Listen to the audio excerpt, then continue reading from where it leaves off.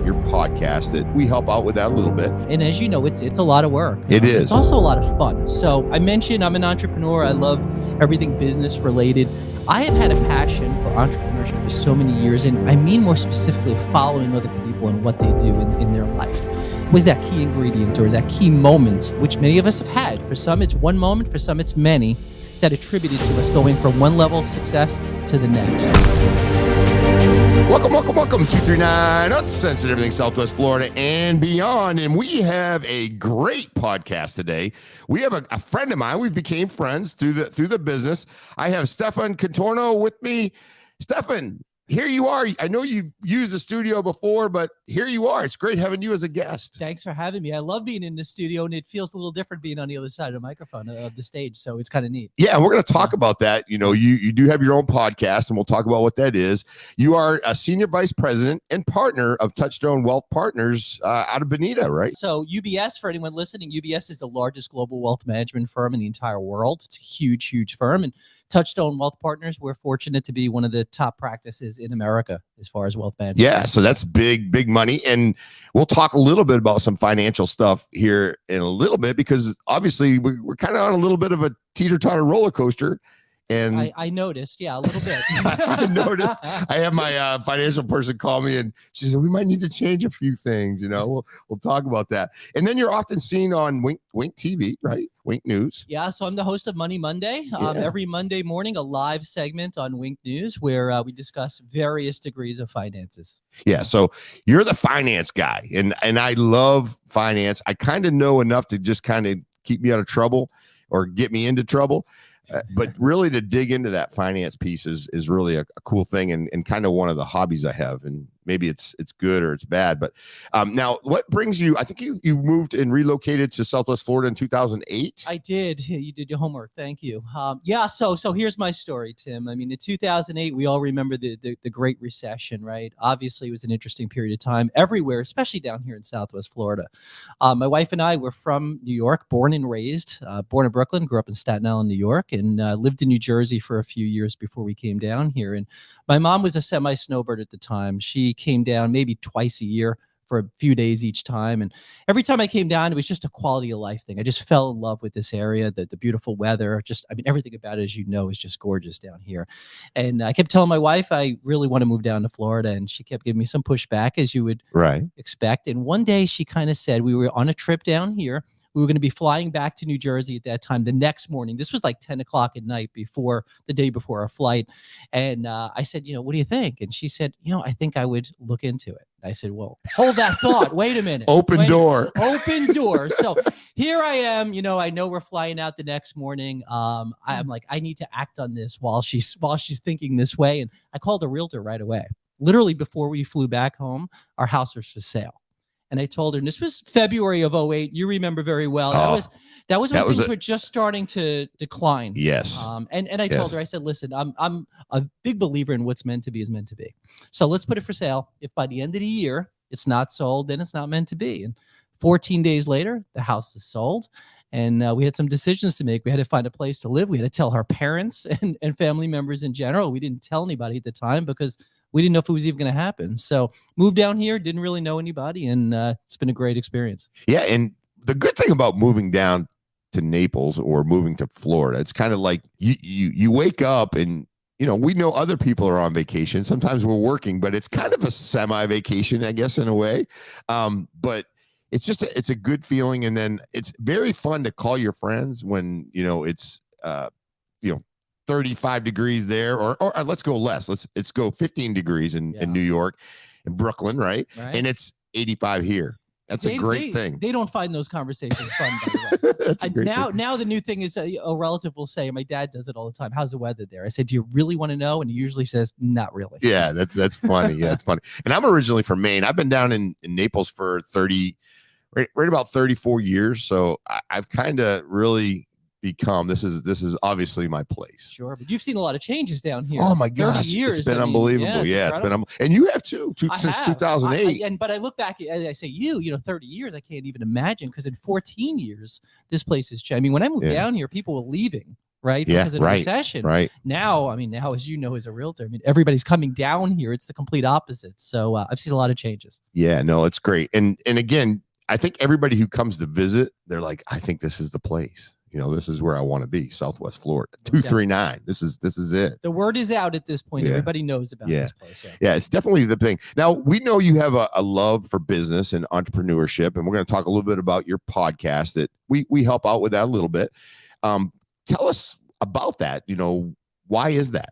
Yeah, so I'm an entrepreneur, right? I run a team, I have business partners, and Touchstone, actually, it's interesting. We're kind of unique. We have 3 different locations within UBS. We have an office, obviously, down here in Southwest Florida. We have an office in Toledo, Ohio, and also an office in New York and New Jersey to work with our clients there and meet with them regularly. So we're entrepreneurial ourselves. We have a team of 35 people. We manage like $4 billion in client assets. So it's a big unit. And I say that more because I want to instill the fact that like we practice what we preach. So we work with a lot of entrepreneurs and a lot of professionals. And what I love is running a business. I mean, to me, that's so much fun. So when I go back to kind of what I was, in maybe 11 years old or so, I always had a passion for the markets. Growing up in the financial capital of the world in New York, I mean, that was something that I was exposed to at a young age. And at age 11, I was watching the markets. I was following stocks. I was learning the basics of what they were. And I even was charting stocks. I had graph paper at the time before you could do it on a computer, right? And I would keep track of certain stocks. I'd look at a newspaper and see how they're doing. And every day, graph and chart those stocks to see what the trends were. So I was always interested. Anyone who knew me in high school would say that there was no doubt they knew I was going to be in business to some degree. Maybe not what field exactly within business, but certainly that's where my passion's always been. So I love entrepreneurship. I love businesses. Yeah, and that brings me into the next thing. You have a podcast, and we actually help produce some of the podcasts, which they're great. Your guests are incredible. It's called The Key Ingredient. You can get that pretty much anywhere podcasts are downloaded, correct? It's anywhere. Yeah, so it's fantastic. Tell us a little bit about why you started that podcast. And I know you've had some really cool guests on there as well. I've had some pretty good success with some good guests, and I hear that a lot. A lot of people ask me about that. So let me kind of tell you the premise and how it came to fruition. It was only about a year ago that I started the podcast. It feels like it's been many years, right? And as you know, it's a lot of work. It is. It's also a lot of fun. So I mentioned I'm an entrepreneur. I love everything business related. I have had a passion for entrepreneurship for so many years, and I mean more specifically following other people and what they do in their life. Billionaires, the Larry Ellisons, the Bill Gates, the Jeff Bezos of the world, and I've read a lot of the books on them. I'm not as big of a reader. I actually like audiobooks. Same way. I love audiobooks. Get in the car and drive and that's what tell I do. me the story. Exactly. So I was doing that for quite a while. Many, many years ago, I started just following these stories of these really successful people and trying to understand what it is that led to their success. And that led to podcasts as well. I listen to podcasts all the time about these type of topics also. So I said, you know what? It would be great to have my own podcast. But then, of course, like anybody, what are you going to talk about, right? It's nice to have something, but people need to find value in and want to listen. So for me, it was, why don't I just take that passion of entrepreneurship and learning about entrepreneurs and translate that into the Key Ingredient. So the premise behind the Key Ingredient podcast is that everybody, whatever their level of success is in their lives, and they don't have to be entrepreneurs. I mean, they could just be really good, caring people. What is it that led to their success, and what was that key ingredient or that key moment, which many of us have had? For some, it's one moment. For some, it's many that attributed to us going from one level of success to the next. And it's been a lot of fun. Yeah, I find it really interesting that people are interested in what you have to say, so it's kind of funny. And now with my podcast, and this show is about you, but my podcast, I like to have the fun, throw in a little flavor, not be perfect. It's not scripted. It's kind of like the more craziness we can get. But then also there are times where people come in and we talk about charities. We talk about maybe something that happened critical in their lives. I had just recently a couple podcasts where I had some young ladies that came in and explained some things that happened to them that are very tragic and but also informative, and letting people know and hear that story. And people really want to come in and tell it. Isn't that great? Yeah, it's great. It is. Podcast, as far as I'm concerned, podcast, I mean, it's the new radio, and it's just great because you can pick and listen to whatever it is that interests you. And you're driving home in a day, right? Long day. You're like, all right, let me listen to this one. you know, and it's on demand. It's ready to go. Well, and that's what's great as well. And since I listen to them all the time, I mean, I'll pause them, I'll pick them up later. You can take the dog for a walk, you listen to it for a few more minutes. I mean, you're in the car, wherever you are, you can always listen to them. I mean, it's really great. Yeah, it's great stuff. Let's talk about some of the guests you've had. I mean, I'm jealous. Yeah. Well, thank you. So I'm fortunate. So in our business and our practice, I mean, sometimes we're able to get clients as guests, and sometimes it's clients' friends who are able to come to us. So there've been various ways of getting guests. To kind of highlight a few. I mean, the feedback that I get usually, and to highlight the ones that everybody seems to like, and pretty much the most downloaded ones as well. I mean, the one that comes to mind for most people is Ryan Serhant. Yeah. I know you love that one. Yeah, it's a great one. For anyone listening and watching who doesn't know who Ryan Serhant is, and I think most people do at this point, but Ryan is one of the stars on $1 Million Listing on Bravo.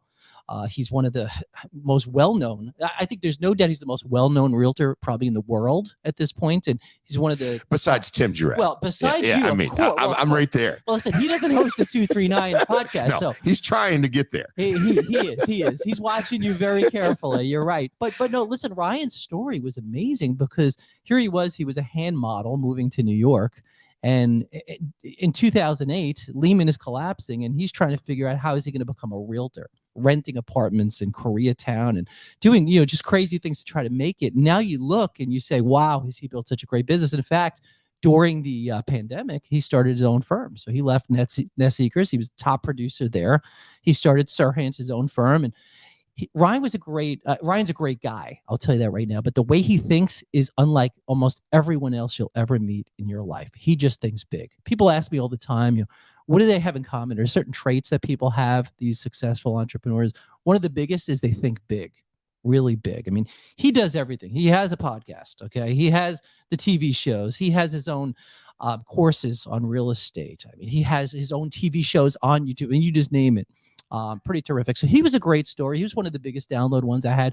Another big one was David Hoffman, who you also know. Amazing guy. David Hoffman was a great story because here's a guy who's a multi-billionaire, extremely successful, unlike what most people would think, came from nothing, which is a great story. That's always good. Love this true American story. And David Hoffman, from Missouri, comes over to Naples, and next thing you know, he's buying like all of Fifth Avenue in Naples. And I was like, "What's this Hoffman person all about?" You see the name. Every building. Every building has that plate on there. You see the plaque, and yeah. Over time, I start saying, "I'm seeing this name all the time." I look at Hertz Arena, and now it's bought by Hoffman. We're hearing about golf courses. There was another one last week that was just bought by them, and they're buying everything. They own restaurants, and so David Hoffman, tacos and tequila, exactly. And then I think when he goes to he needs a sign for his business, he just buys a sign company. Yeah. Well, why not? Why not? Right? Well, it's amazing because you think again about the trends and how people think differently. I mean, for David Hoffman, he bought the Naples Princess, right, which is a cruise line for those who don't know down here for sightseeing, and then he bought Naples Transportation. Kind of go hand in hand. Makes a lot of sense. And here he goes, and he buys connectivity. No doubt about it. He bought Hertz Arena, and then what's the next logical move? He buys the Everblades team that plays there, right? Why not? And his response, so I said to David, I said, what made you want to buy Hertz Arena? He said, it's the only game in town. You want to see a concert, you drive 2 hours plus north to Tampa, or you go 2 hours east to Miami. So it's the only game in town. Very, very smart. We've had Michelle Tafoya, who's NFL sideline reporter. I mean, absolutely great story as well. And one of my personal favorites, actually, is a really good friend of mine, Julia Spillman. Not as well known as far as her name, but a lot of people may know the real estate team, Eklund Gomes. Frederick Eklund, another $1 Million Listing star, big personality, recently left $1 Million Listing, announced that not too long ago that he's not going to be on the show any longer. But Julia is the CEO of the team. And I will tell you, talk about a boss. I mean, she is just amazing. She was a realtor on the team. And then one day she told them, listen, you guys have this amazing business. You're doing so much sales in real estate. I can help you elevate it and take it to a new height. So what they did was they weren't even doing $1 billion in sales at that point, which I say that like that's like $1 billion's a big number. So they break $1 billion, and it's a huge deal. And last year they did $4.5 billion in real estate. With a B. With a B. Now, they're a massive team. They have locations all over the United States, but just another great story. And the way that she tells her story of how she grew up in Kentucky. And again, these are things that I just love to tell these stories because we all started somewhere, and, we go back, and I like to take people back really to grammar school or even high school. I did that with Lois Tomey from Wink News, or Matt Devitt, the meteorologist at Wink News. All great guests, and to kind of hear where their passion was. For some of them, they always knew they were going to be in the profession they're in. For some, they had absolutely no idea. They thought they were going to be. Lois told me thought she was going to be a dentist. Yeah, that was a great story. Yeah, it was she's great. terrific. Yeah, it's wonderful. And the good thing about it is, you try to obviously select people that are strong entrepreneurs, but you also focus a lot of it right here in Southwest Florida. And I think that, we've got some pretty good ones. Yeah, we do. We have a lot of good ones, and there are more good ones on the way. I could tell you that right now, that are in the works right now. But you're right. I started more nationally when I was trying to figure out where to take this, and with some of the bigger names that people kind of follow. And locally, there are just some really, really great stories. We live in a very wealthy area, obviously, and there are a lot of people who have had success in their own right. And I say that because some are just not just entrepreneurs, but they're philanthropists. So they're doing good for society. And I say that's important, not to confuse just money versus, being a good person. And we have people down here that check the boxes for all those things. And look forward to having many other guests on the show. It is amazing. Now, you obviously lived in New York, and now you're here in Naples for quite some time. I would say you're pretty much, settled here, and you're good. Yeah. What makes Naples different than any other place you have ever seen? Love that question. So for me, I will say that I was in practice before I moved down here, and I think that's important. So it wasn't like I came down here to get into the wealth management business. I had an established practice up in New York, New Jersey, and I just said, life's too short. I could either retire down here one day or I could do it now. And so I moved down here. And like I said, I didn't know a lot of people. So to tell you what's different is it's much smaller down here. In New York, I always tell people you could go a very long time without seeing the same person twice, right? Just Manhattan alone. You don't see, right, unless they work in the desk next to you, you're not going to see the same person that often, especially on a subway or anything like that. Down here, it's different. Okay. Obviously, it's a wealthy area. There are a lot of people who have had lots of success in their life, but it's a small area. So for me, when I came down here, it was a little bit of a different, more unique approach. And I'll highlight that if you want a little bit, because I do get asked that question. I love that. When I came down here, didn't know anybody. Again, my mom was a semi-snowbird. I had a practice up in New York. I did not have a single client in the state of Florida. So for me, it was like, okay, what can I do? How can I meet as many people as possible? And I kind of went on like a campaign. It was like a coffee campaign. And what I said was I would try maybe once a week to meet with some stranger, usually some kind of a center of influence. So whether it's a realtor or whether it's an attorney or CPA, and buy them a cup of coffee, get to know them a little bit, kind of like I was running for mayor, learn about their business, and then see if there was any chemistry with the two of us and see what I could do ultimately to try to help them. And in turn, hopefully they can help me one day. That once a week coffee turned into once a day coffee, turned into about 3 to 4 times a day. And yes, I was heavily caffeinated, as people would ask, but I did drink water, and I found a happy medium for myself. So I would camp out in a Starbucks down here, and I would meet with people, and it was almost like a speed dating, even though I'm not single, dating, right? not looking for a date. Exactly. But for me, it was about how can I meet all these people? So I did that, and I started forging relationships, and the ones that I felt there was something there, some kind of friendship and chemistry, we would take it a little bit further. And that grew to a professional relationship. And then I got to the point where, as we started establishing clients down here, as you know, clients have needs. They move down here. They need a realtor. They need a CPA. They need an attorney. They need a physician. And I was in a position to be able to help them. So what I would do is recommend these other professionals. And over time, those other professionals started recommending me to people who needed to change their financial advisor when they moved down here. And the business, like I said, has grown substantially. Yeah, true meaning of networking, synergy, the whole. But it doesn't come by just sitting around. It doesn't. And that, that's another trait with entrepreneurs. And I'm probably guilty of that myself. I don't sit around. I'm not the type of person, my wife will tell you, I just don't sit around the house and do nothing all day. I'm either thinking about work, thinking about what I could do to make it better, enhancing the client experience, growing the practice, what guests am I going to have on the podcast, and so many other things that I do. So yeah, you don't want to stay idle, because just bad things happen when you don't do anything. Right? Yeah, correct. And we were talking earlier, I retired a year ago, be April 2nd.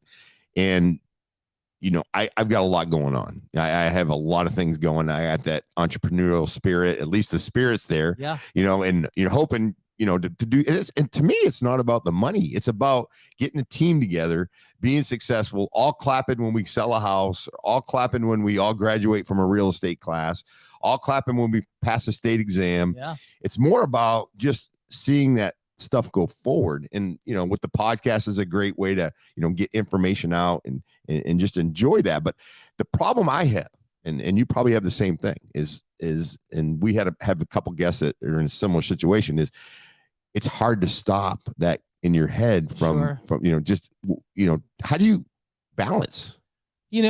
Great question. So balance is, you hear lots of different ways of balancing, right? For some people, it's just turning off, and being able to do something else. So family, work, family life balance. I'm not very good at that. I will tell you, I am blessed to have a wife who understands that. She did from the very beginning.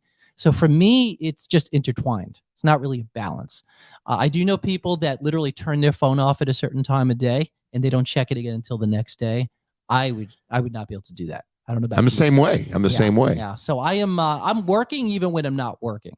Right. And I do it because I like it. Okay. There's a difference between you're just bogged down with so much work versus just really enjoying it. Like you mentioned about really liking what you're doing. The money comes, right? Right.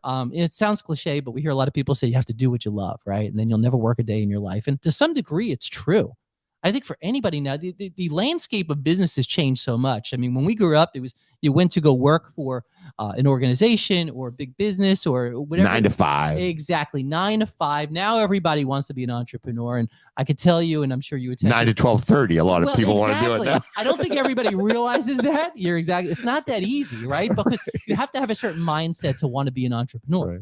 Right. So to answer your question, I don't balance the two. They intertwine. I am good with that. My family is good with that. We go on vacation. I don't take a lot of vacations. I don't want to, right? There's a difference between not being able to do it, not wanting to do it. When I'm on vacation, I am still checked in. Okay. I don't turn that phone off and hang out at the beach all day and drink a pina colada, right? I am still present with my business. But I will tell you, one thing I've learned as well is you surround yourself with great people.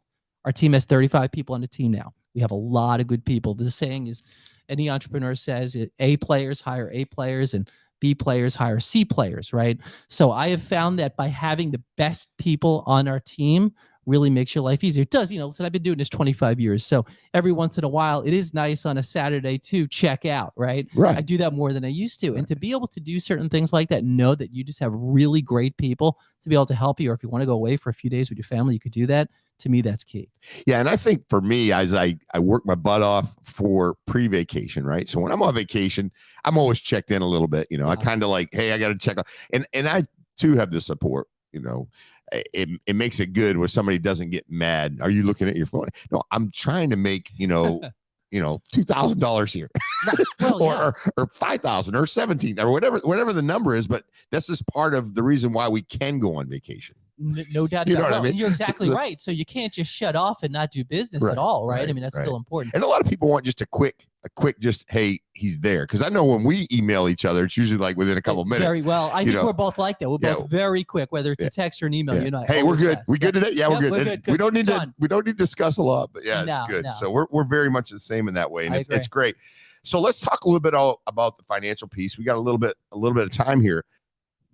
Give us a little rundown on the situation we're going through right now. I mean, it's kind of fragile roller coaster. What's going to happen? Can you kind of give us a crystal ball version? I'll try my best. Boy, this is an interesting situation because where do you begin, right? I mean, right. When I, before I started my career, 87 was obviously, a big time period when it came to markets and declines, but I remember it well. And I got into business. 2000 was the internet bubble, right? And it burst, and that was a big thing. And of course, 9/11 tragically happened, and we had the Great Recession of 08. And then here we are, a pandemic. One thing I learned is that there's always something.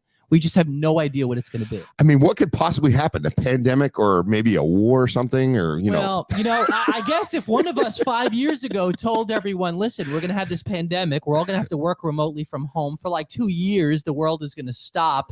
We would think we were crazy. They would think we were crazy, right? Yeah, exactly. So here we are. So you look back, right before the pandemic, the economy was actually doing really well. The stock market was towards all-time highs. Everything was good. Interest rates were still a little bit low because the Fed lowered them in 2008, but they were starting to raise rates a little bit.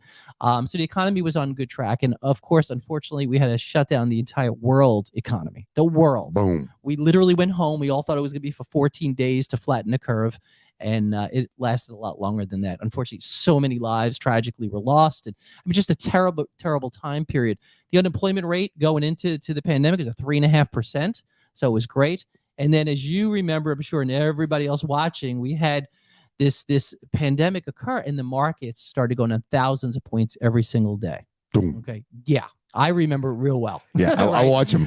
Yeah. So and I'm not even in the business. Well, and that's the thing. So the markets went down 40+% in a short period of time. In fact, it was the quickest decline ever in the history of the economy. Wow. Okay. Luckily, it also ended up becoming the quickest recovery ever in the history of the economy. So here we were at that point. The unemployment rate went to like 14.7%. Businesses shut down. I mean, I'm kind of telling everyone everything they remember, but just to kind of put yourself back in that moment, the economy shut down. So what does that mean? So the market went down because markets always look ahead, right? Markets knew that earnings would be low. How could restaurant businesses do well, right? No one's buying real estate. No one's buying cars. No one's buying anything. So what would that look like? I mean, look at gas prices. They dropped, right? There was no demand. You had Hertz getting rid of all their cars and down the road having to get the cars all over again, right? So all of this happened, and then we hear 14.7%. But unusual, the situation was that the markets actually did very well in 2020. So let's fast forward a little bit. The economy is, for the most part, open, right? Almost everything is at this point.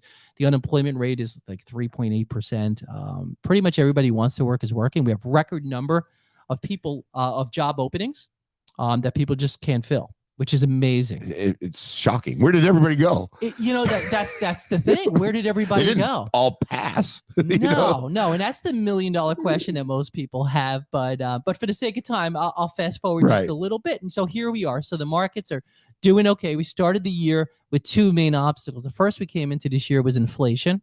Okay, and what's the Federal Reserve going to do about that? And I'll mention that again in a second. And then, of course, the Ukraine-Russia tragedy that's happening as well. That's terrible. So that brought the markets down quite a bit. I mean, you blink though, and here you find yourself again. Markets are not that far off of all-time highs. The Dow Jones is only 4 or 5% off of its all-time high. So the markets have come back. But here's the thing, and this is the key for anyone listening right now: is where do we go from here? Okay, inflation is 7.9% and most likely going higher at this point. Interest rates are at historic lows. The Federal Reserve raised rates, a week or two ago, and it looks like they're going to continue doing that. The Federal Reserve is going to have to continue to raise interest rates. That's going to add to the volatility. So I think this is going to continue to be an elevated year as far as volatility goes.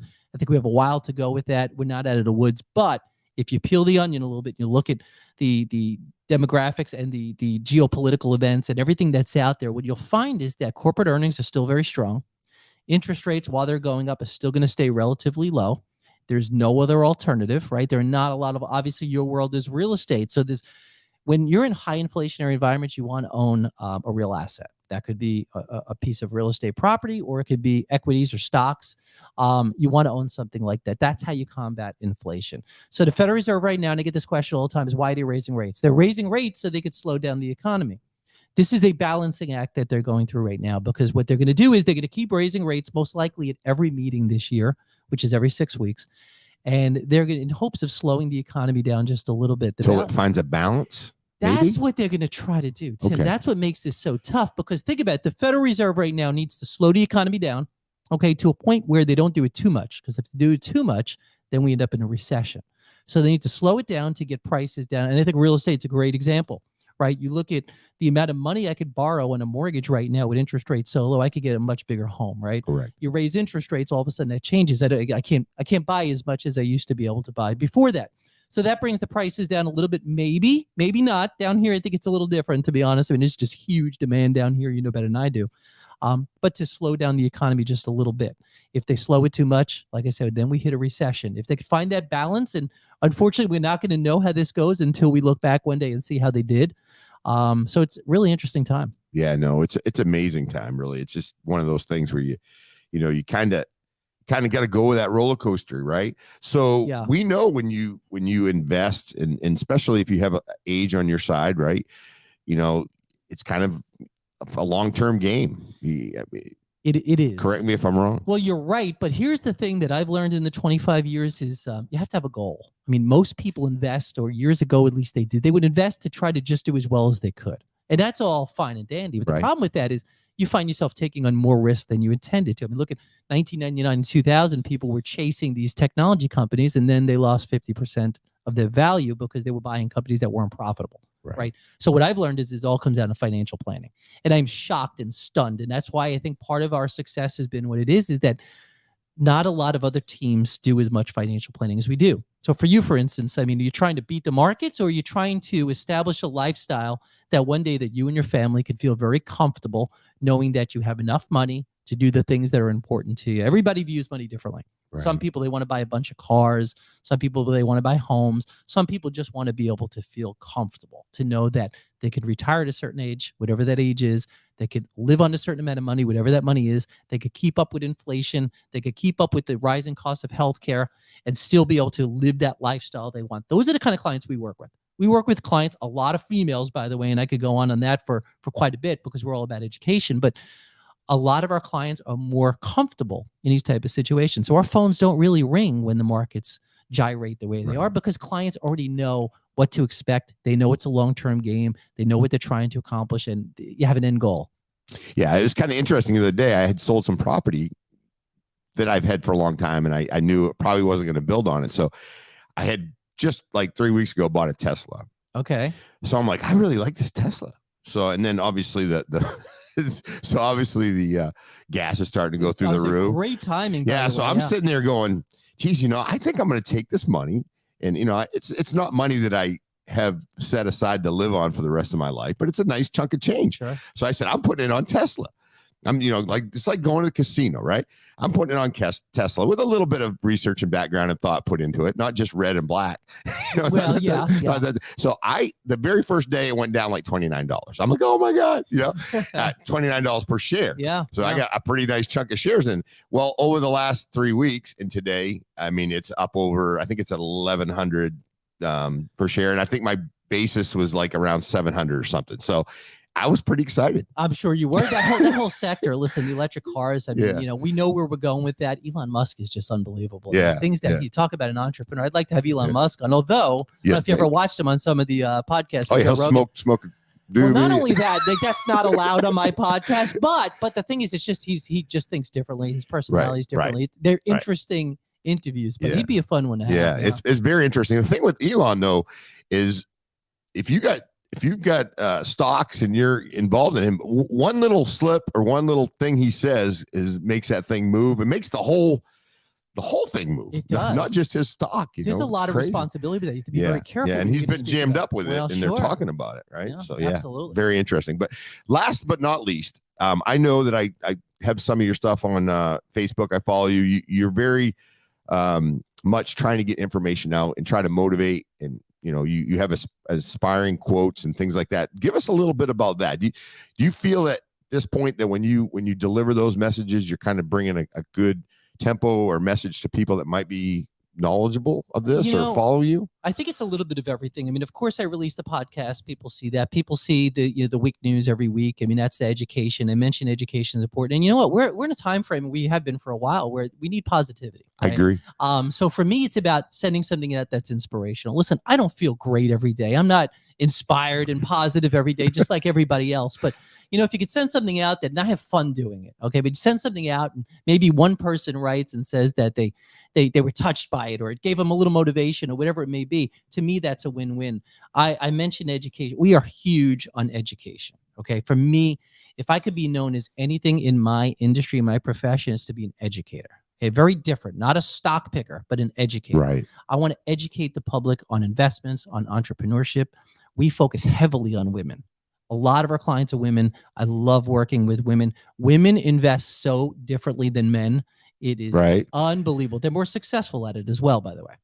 Women do better than men do when it comes to investing. Because we're like, I think if you picture a Las Vegas movie, right, where you got a man sitting there, he's gonna jam the chips over. He's gonna be like, definitely. He's jamming the chips. Where the female's gonna lay a couple here, lay a couple there. I mean, correct me if I'm wrong. You're 100% right. Men, it's a macho thing, right? I want everybody to see how many chips I got. Exactly. I want to tell everybody how well I did. And so you're right. They never tell you when they lose, right? Only when they win.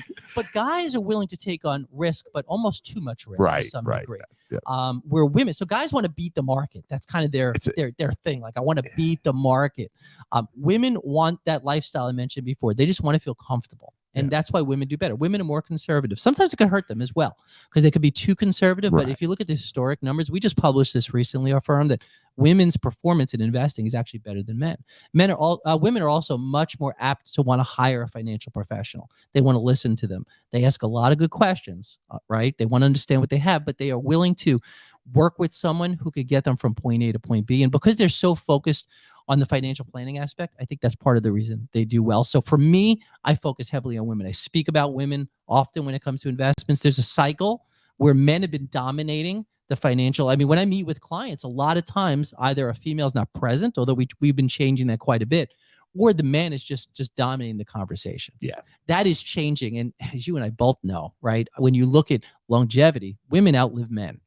So there's a really good chance, and it happens often, that I'm going to be meeting with the female spouse at some point to educate them where they are. So I'm passionate. I mean, I do everything I can to try to educate women. And like I said, if I could be known for one thing, it's about educating. It's about educating women and just trying to make people smarter about their money. That's fantastic. Fantastic.